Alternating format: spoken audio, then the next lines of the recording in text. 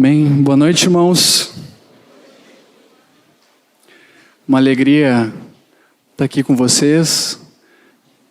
Nosso Deus é maravilhoso, tem falado conosco, tem ministrado o nosso coração.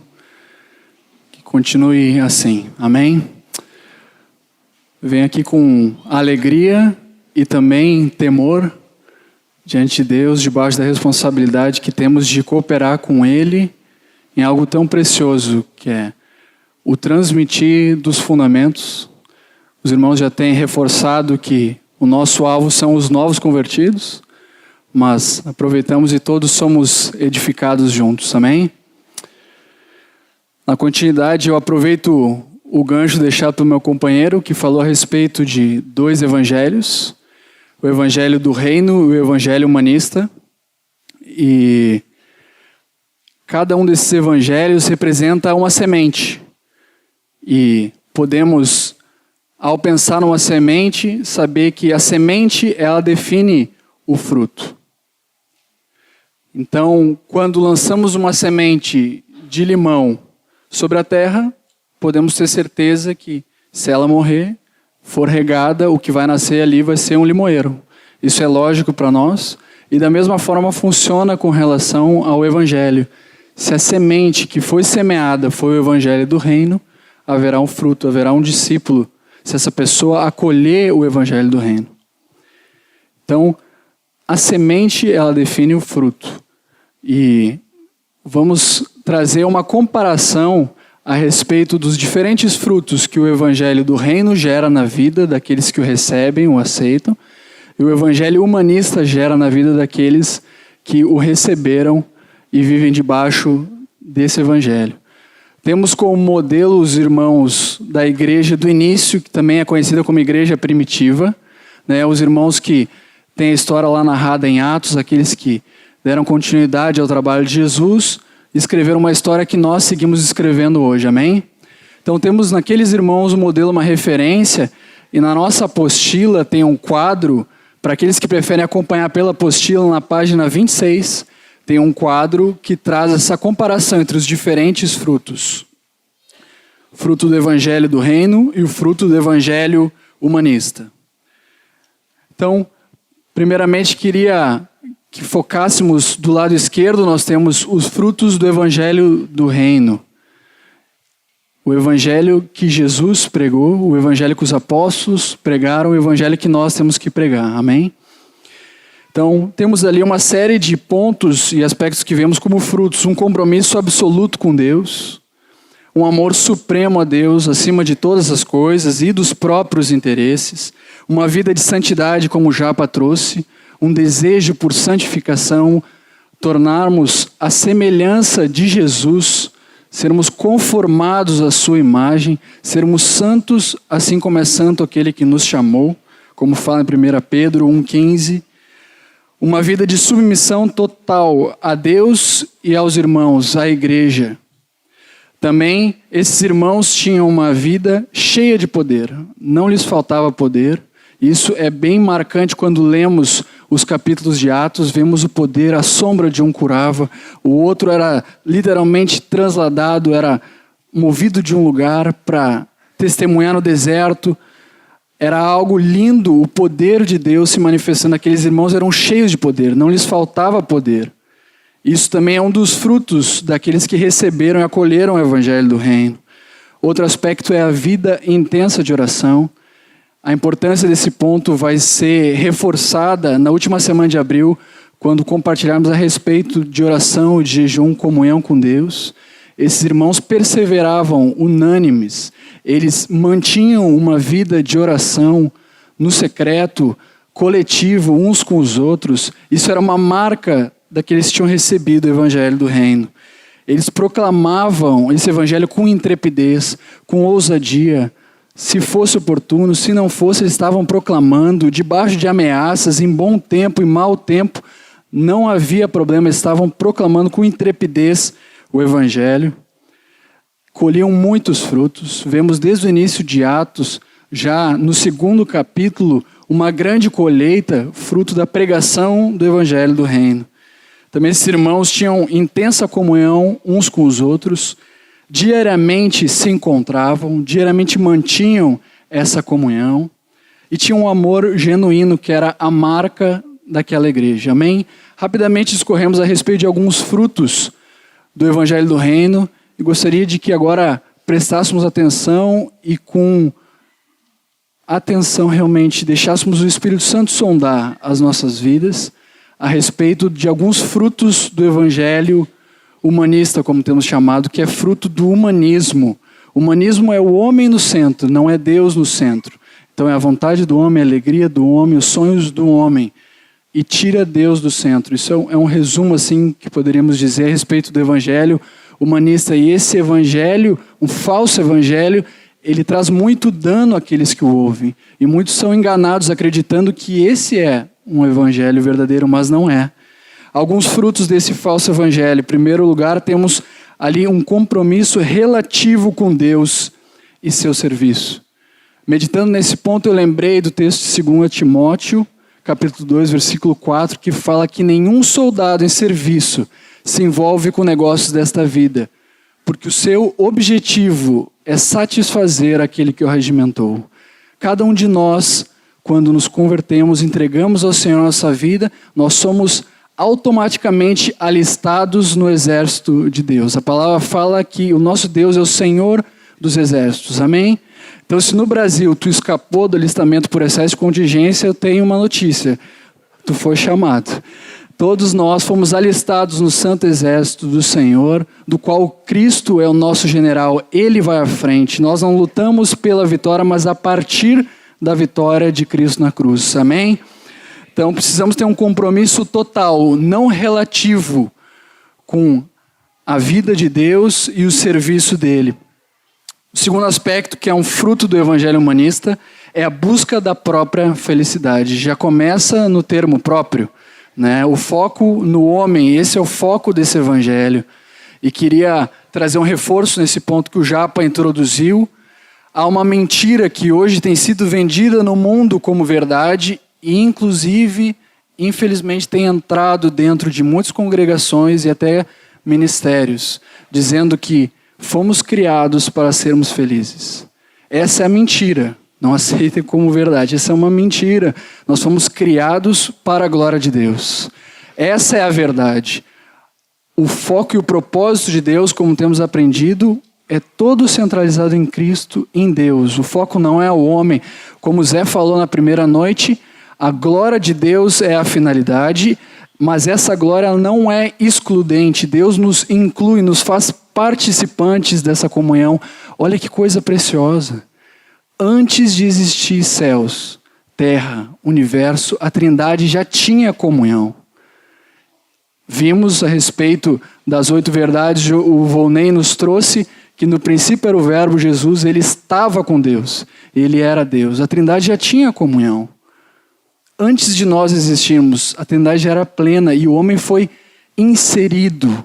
Nós recebemos o privilégio de participar da comunhão que a Trindade já desfrutava. E isso é motivo de sobra para termos alegria. Amém? No reino de Deus podemos dizer que a alegria, a felicidade pode ser sim uma consequência, mas nunca um fim nela mesma. Amém? Precisa estar claro que o foco da nossa vida, do nosso viver e de toda a criação é a glória de Deus e não a felicidade do homem. Nós somos felizes, somos alegres porque em nós habita Jesus. Ele é a nossa alegria, amém? A nossa alegria não é fruto de circunstâncias, não é fruto de que está tudo certo, está tudo bem, não. A nossa alegria é uma pessoa e essa pessoa habita dentro de nós, amém? Avançamos. Um terceiro aspecto que o evangelho humanista gera é uma vida com embaraços e pecados constantes. Eu lembrei de 1 João 3, ali fala a respeito de aquele que viu a Deus, né, não permanece pecando, quem permanece pecando não viu a Deus. E no versículo 9 fala que todo aquele que é nascido de Deus não vive na prática do pecado, porque permanece nele a divina semente. Estamos falando aqui a respeito de 2 sementes. Então, se recebemos a semente do Evangelho do Reino, a nossa vida não pode ser de prática de pecado, não podemos permanecer assim. Sabemos que alguns aqui são novos convertidos, estão num processo de santificação, não se sintam condenados, como tem sido trazido, nós fomos justificados e estamos sendo santificados. Mas o objetivo é não vivermos uma prática de pecado, porque em nós permanece a divina semente. Amém? Outra característica é falta de sujeição e independência de Deus e dos irmãos. Quem aquele irmão pensa que é para me corrigir? E daí começa uma série de direitos, uma série de justiça própria, uma série de coisas de nós para nós mesmos. Isso também é um fruto do evangelho humanista que centraliza o homem, a sua alegria, os seus desejos. Precisamos ter claro isso e estarmos atentos se na nossa vida, de alguma forma, algum resquício de humanismo, algum resquício, talvez, desse falso evangelho. Outra característica, pouco poder e pouca graça, vida pequena de oração, vergonha e pouca proclamação, timidez. Temos aprendido que timidez é pecado, precisamos ter intrepidez para anunciar e buscar, através do Espírito Santo que nos dá poder, graça para sermos testemunhas desse evangelho que nos alcançou e nos resgatou. Também outro aspecto é pouco fruto, ou até mesmo ausência de fruto. Pouca disposição para estar juntos, é aquele papo, né? Tem encontro, né? Ou tem igreja na casa, ou te chamaram para tu estar cooperando junto com uma pessoa que está ouvindo do Senhor, e daí tu pensa, não, hoje está muito frio. Não, hoje está muito quente. Não, hoje está chovendo. Não, hoje eu estou cansado. Hoje eu tenho o direito de descansar. Afinal, eu sou filho de Deus. Eu vi isso na fundamentação. Tá, João 1,12. Eu creio no Senhor, eu sou filho de Deus. Então, eu sim posso descansar. Quero, em nome de Jesus, denunciar todo o resquício. E aqui eu não estou fazendo um convite ao ativismo, muito menos ao legalismo. Mas sim a uma vontade rendida à vontade do Pai. Amém? Jesus é o nosso modelo. Ele é o nosso exemplo. Basta lermos evangelhos e podemos ver o quanto a agenda dele era intensa. Mas não era intensa porque ele era um ativista, um homem que fazia, acontecia e maximizava o seu tempo. A agenda dele foi intensa porque assim o Pai quis. Essa foi a vontade do Pai para ele. E a preocupação dele, o cuidado dele, melhor dizendo, era fazer a vontade de Deus. A vontade do Pai. Esse era o alimento de Jesus. Esse era o objetivo dele. Fazer a vontade do Pai e assim glorificar o Pai. Um outro aspecto é a falta de cuidado e solidão. Então, um isolamento, né? Algo que não, eu estou bem, eu estou aqui na minha casa, eu vejo, não precisa estar junto, não, eu estou bem, eu estou me edificando no YouTube, eu estou me edificando no grupo do WhatsApp, lá, não, meu discipulador é muito precioso, ele montou um grupo e a gente se edifica ali, eu nem preciso mais ir no grupo. Então, esse isolamento, isso é algo que não devemos ter esse coração. Nós vemos no exemplo dos irmãos de Atos, à esquerda, diariamente perseveravam. Estavam juntos, havia um desejo de comunhão. Amém? Então, cada uma dessas sementes produz frutos. O evangelho do reino produz discípulos. Homens e mulheres que têm a consciência de que são escravos, algo que o Japa trouxe. De que há um Senhor, Jesus, e de que nós somos escravos. E que, como foi bem colocado, escravos não têm direitos, né? O evangelho humanista produz religiosos, ou até mesmo incrédulos. E uma das características desses é que tem muitos direitos. Muitos direitos. Irmãos, talvez para alguns dos novos e até mesmo dos antigos, esse ensino do evangelho do reino possa soar radical. Possa parecer, não, mas isso daí é muito absoluto. Os guris estão sendo muito fortes. Os guris estão sendo, não, isso aí estão exagerando. Não pode ser assim. Eu quero dizer que é radical. Ouvimos há um pouco tempo atrás o nosso amado Moisés falando que é impossível sermos discípulos de Jesus se não formos radicais. Jesus foi radical no amor. Ele foi radical na sua santificação. Ele foi radical no perdão. Esse evangelho, então, ele é radical, mas ele é cheio de amor, porque ele é o único que nos leva para o caminho. Não há outro. Talvez outro pareça mais light, pareça mais leve e pareça para a nossa carne mais agradável. Mas é que nem o Japa trouxe o exemplo do câncer. Talvez pareça que tu está bem e no final tu está morto. Então, quero pegar um exemplo de quando um jovem chega para Jesus, um jovem que era muito rico. Ele chega para Jesus e diz: bom mestre, o que eu preciso fazer para ir para o céu? Parafraseando aqui um pouco os versículos. E Jesus responde para ele e cita uma série de mandamentos, né, orientando, perguntando se ele conhecia esses mandamentos. E esse jovem responde: isso eu guardo desde que eu era guri. Esses mandamentos, desde que eu era guri eu observava eles. Eu já cumpria eles, eu me esforçava nesse sentido. Ou seja, o jovem rico, esse jovem que se achegou a Jesus, ele era um religioso. Havia uma série de preceitos ali, ele estava buscando cumpri-los, se esforçando para cumpri-los. E daí, lemos na continuidade, que Jesus então diz para ele: tu não está longe. Né? E a palavra fala que fitando, olhando para ele, o amou e disse: mas uma coisa te falta, vai, vende tudo que tens e dá aos pobres, e terás um tesouro no céu. Então vem e segue-me. Jesus, olhando para ele, o amou dessa forma. Vai, vende tudo que tens, dá aos pobres, e terás um tesouro no céu. Apelou para a fé, algo que ele não iria ver esse tesouro na terra. Mas ali a questão não é necessariamente eu creio o que ele tinha de propriedades ou riquezas, mas o coração. Aonde estava o coração daquele jovem? Aonde estava a confiança, a fé daquele jovem? E a palavra continua nos dizendo de que esse jovem se retirou triste, pois era dono de muitas propriedades. Ou seja, Jesus apresentou o evangelho do reino, do governo dele sobre a vida daquele jovem não aceitou e se retirou. Lemos na palavra que Jesus, vendo-o se retirar, disse: quão dificilmente entrarão aqueles que possuem riquezas no reino de Deus. Quão dificilmente, aqui eu não estou falando, a questão não é a riqueza em si, o Senhor pode nos abençoar, o Senhor muitas vezes nos abençoa até com bens materiais, mas a questão aqui que está sendo trazida é o coração daquele jovem. O coração dele estava apegado às riquezas, o tesouro dele era aquilo. Então Jesus inicialmente viu que ele cumpria uma série de mandamentos, mas Jesus não se contentou com isso. Jesus queria governar aquele coração.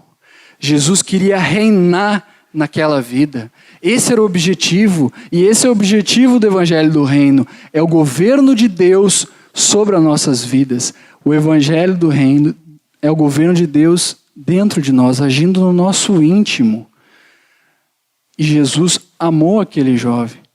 Quando o fitou, quando olhou e falou, quando apresentou o preço, e Jesus o amou. Quando ele se retirou, e Jesus não baixou o preço. Quão facilmente no lugar de Jesus, talvez corrêssemos atrás desse jovem e falasse: não, espera aí, jovem.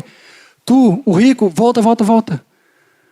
Não, eu falei para dar tudo, mas dá metade agora. Depois tu vai ver, depois, quando tu sentir no coração, tu dá o resto. Ou parcela em 10 vezes, vai entregando aos poucos. Vamos vendo como é que vai ser. Qualquer coisa menos do que tudo, naquele caso, não haveria o governo pleno do Senhor Jesus naquela vida. Não seria amor. Mas Jesus amou ele antes e por isso estabeleceu o preço. E o amou depois, mantendo o preço. Amém? Esse evangelho temos que pregar. Esse evangelho temos que anunciar, um evangelho que nos custa tudo, mas que ao mesmo tempo vem pela graça. Amém? De novo, pode parecer radical, absoluto, mas quero lembrar algo que também foi dito no primeiro dia. Uma tendência do humanismo é relativizar as coisas. Então temos visto, mesmo em meio da igreja, muitas vezes, e aqui não falo dessa congregação, mas temos visto uma relativização das verdades absolutas de Deus. O Japa trouxe a respeito da palavra. Mateus, lemos que céus e terra passarão, mas as palavras de Deus não mudarão. Há um absoluto, e esse absoluto está registrado para nós. Graças a Deus que não precisamos ficar tentando descobrir. O absoluto está registrado, está aqui, esse é o nosso norte. Mas a sociedade em que vivemos, ela tende, e ainda mais nos dias de hoje, a relativizar todas as coisas. Não é bem assim. Isso é radicalismo. Não, isso daí tu tá perseguindo, tu tá tendo preconceito. E daí começa uma série de relativizações. Eu quero lembrar o que foi dito na primeira noite, de quem foi a primeira a relativizar algo? A serpente. Deus disse que vocês, quando comessem desse fruto, iam morrer? Não é bem assim, isso é muito radical. Não é bem assim, não, vocês não vão morrer. E daí começa a relativizar algo que era absoluto de Deus. Precisamos estar atentos, porque esse espírito maligno tenta entrar no meio da nossa mente, e a forma como o Zé trouxe é nos renovarmos a nossa mente para que todo o conceito do mundo, seja tu novo convertido ou velho, seja transformado. A nossa mente precisa ser renovada, esses conceitos precisam ser transformados, precisamos ser limpos de todo o conceito que centraliza o homem e precisamos viver para Deus. Amém? Avançando então, quero falar a respeito de 3 tipos de pessoas. 3 tipos de pessoas que há no mundo. Uma delas, nós temos bem à esquerda, é o incrédulo. Esse não crê em Deus. Nós nem vemos Deus no meio da vida dele. Ele tem ali nesses pontinhos representados a sua família, o seu lazer, a sua profissão. Deus não faz parte da vida dele. E quem está no centro da vida dele é o eu, que foi falado já aqui também. Ele governa a vida dele. Esse é o incrédulo. No centro nós temos o religioso. Vemos ali uma cruz que representa Deus, representa Jesus. Porém, podemos notar que essa cruz não está no centro. Ela está na periferia, junto com a família, com o lazer, com a profissão. Deus é mais uma coisa na vida deles, mas não está governando a vida dele. Mas graças a Deus nós temos os discípulos, amém? Os discípulos são aqueles em quem Deus está no centro, em quem Jesus, que é o Kyrios, que o Japa falou, a máxima autoridade, ele governa a vida dos discípulos. Precisamos sempre estar atentos para que, de nenhuma forma, esse nosso eu rebelde que tenta tomar o governo, tenta voltar para o trono, de nenhuma forma ele volte. Que sempre venhamos a manter no trono das nossas vidas o nosso Senhor amado Jesus. Uma rápida advertência a respeito do Evangelho do Reino, dessa pregação que tem sido feita até então no encontro de hoje de noite, de que quem define esse Evangelho não são homens, não são esses amados irmãos que estão aqui à frente de vocês, os presbíteros, não é tampouco Moisés Erasmo, os amados aqui que conhecemos. Quem definiu o Evangelho foi Jesus Cristo. Ele é quem definiu, amém? Precisamos ter clareza nisso. Esse ensino não foi inventado, esse ensino está na palavra e lemos a respeito dele em todo o Novo Testamento. Porém, às vezes podemos, ao longo da nossa caminhada, encontrar pessoas, grupos, irmãos que têm práticas ou conceitos um pouco diferentes daquilo que temos recebido. E quando isso acontece, não necessariamente nós estamos frente a um outro evangelho. Essa questão se explica com a seguinte verdade, de que a nossa revelação e o conhecimento que temos do Senhor e da sua palavra é algo que vai crescendo na medida que nós nos aproximamos do Senhor. É que nem um quarto escuro. Quando estávamos no Império das Trevas, vivíamos em trevas, certo? Se estivéssemos nesse salão agora, com todas as luzes apagadas, certamente veríamos pouca coisa. Mas se pedisse ali para o Super Mario, liga uma luz, liga aquele canto, logo nós veríamos, opa, ali tem um ventilador, ali tem uma caixa de som, ar-condicionado, tem um grupo de irmãos, liga a luz aqui no meio, vai colocando luz, vai chegando mais próximo de Deus, tu começa a ver mais coisas, tua visão começa a ampliar.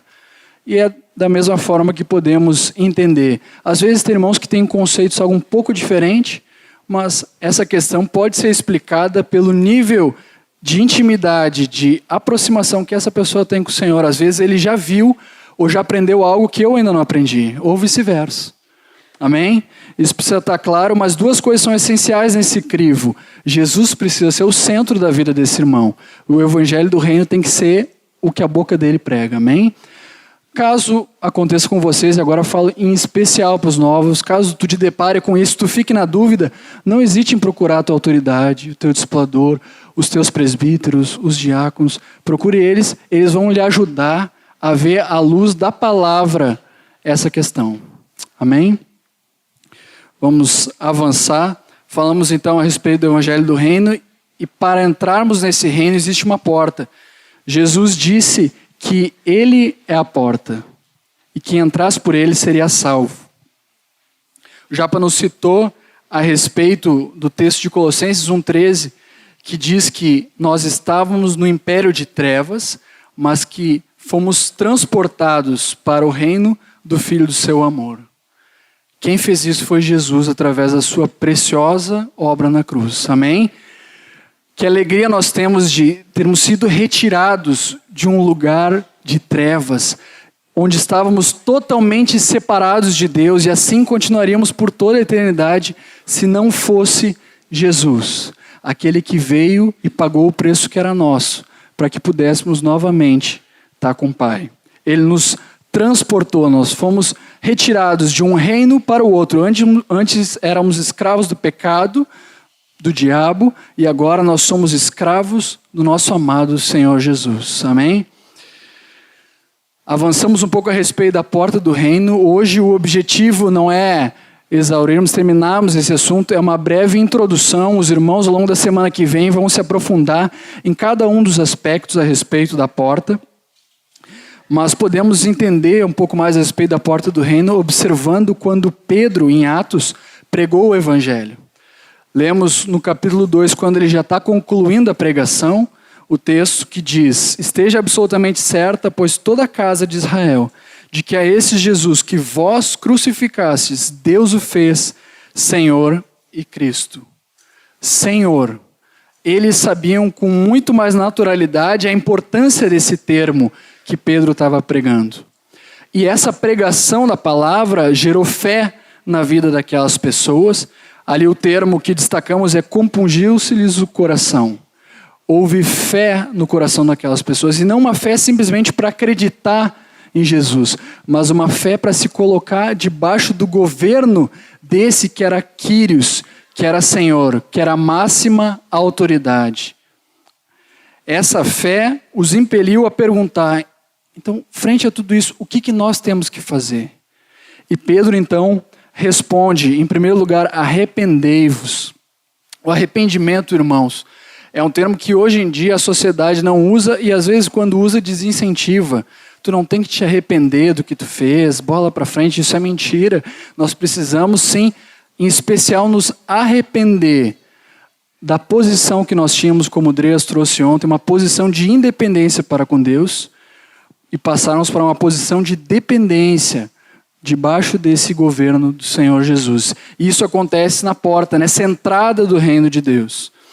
Um outro aspecto da porta é o batismo. Ele continua dizendo: e cada um de vós seja batizado para a remissão dos vossos pecados.